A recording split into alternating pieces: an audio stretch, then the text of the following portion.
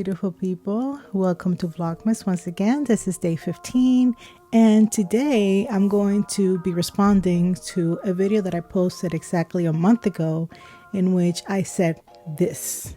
Would it be possible to use an iPad as my main computer and thus get the Apple ecosystem experience? And then I said this.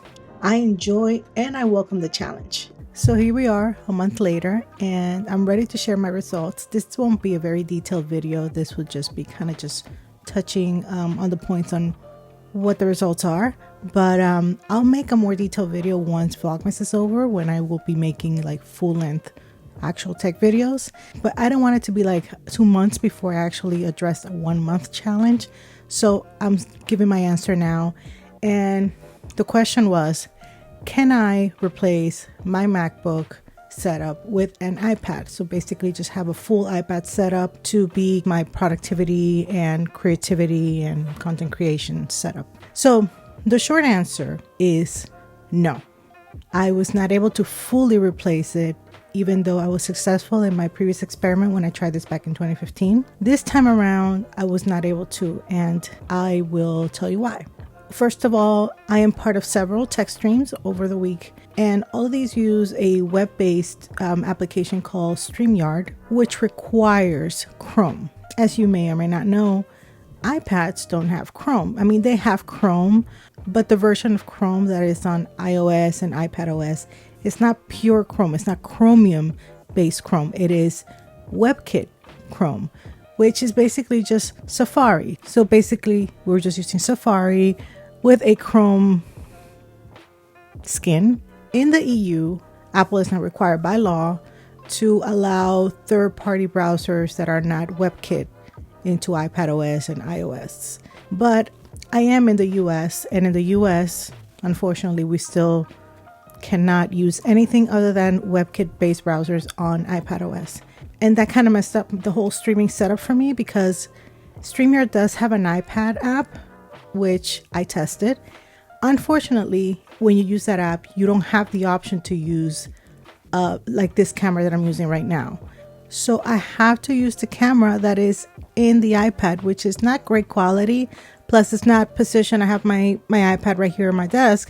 It's not positioned in the best way for me to be on a stream. Like, I like to have my cameras, where I can actually look at it and not like below me, so it's not the best setup. It's not the best app.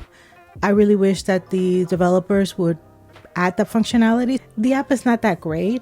And if you try to use it, you can use it with Safari on the iPad, but it has issues with the mic when you use Safari. Like, I tested it, I tried to stream with it, and the volume was very low. There was no way to like adjust the volume. So it was just a big old mess. So I ended up having to switch back to the Mac just for the streaming, and I was fine with it. But that was already like one thing that I could not depend on the iPad for. But then the nail in the coffin was, and it was just like one little tiny specific thing that I could not do, that basically kind of like killed it for me, because I need to be able to do that several times a day. So having to kind of switch back and forth during the day, it was a pain. And this tiny thing was basically also due to the browser situation. So because I am a journalist, a tech journalist, sometimes I do have to embed things, and then using embed codes such as the ones that you get from X, Twitter, whatever you call it, those don't work on Safari on iPad. You could embed them, but it won't show up as an embed. It will just show up as text. And I kind of like tried different browsers. I tried the Chrome on iPad. I tried Firefox. I tried Orion. I tried all of them pretty much. And they all had the same issue. So I concluded that this must have been a WebKit issue, because when I tried this on the full browser on the Mac, there were no issues. I've been doing that for ages. It's not feasible for me to like fully migrate my entire workflow to the iPad when those little things I cannot do. And it may also have something to do with the CMS that we use, but I cannot, give any details on that. But the point is that I couldn't use it, so I cannot fully migrate. Other than that, using the iPad as much as I could is an absolute pleasure. I love using the form factor. I love using it for my creative tasks. I've migrated my entire video editing workflow to the iPad. So what I've decided to do and this is how I intend to work, I guess, from now going forward, is that I am using the iPad and the Mac together.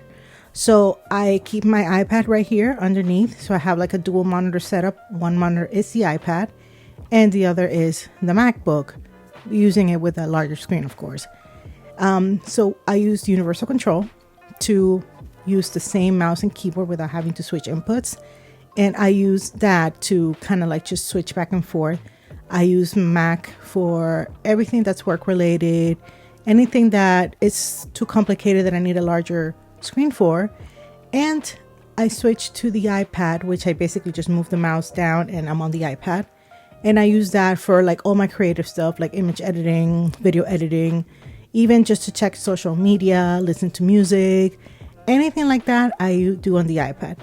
And it's kind of like worked out great for me because I feel like there's some sort of separation between like work and personal because it's not the same OS. So things kind of work a little bit different. Another thing that I wanted to do was that I wanted to test this out when I travel. So like when I go to tech events or anything like that, I wanted to see if I could just get away with using the iPad alone and leaving my MacBook at home. That I'm still kind of debating because if I do have to write an article and I do have to embed something, I may run into trouble.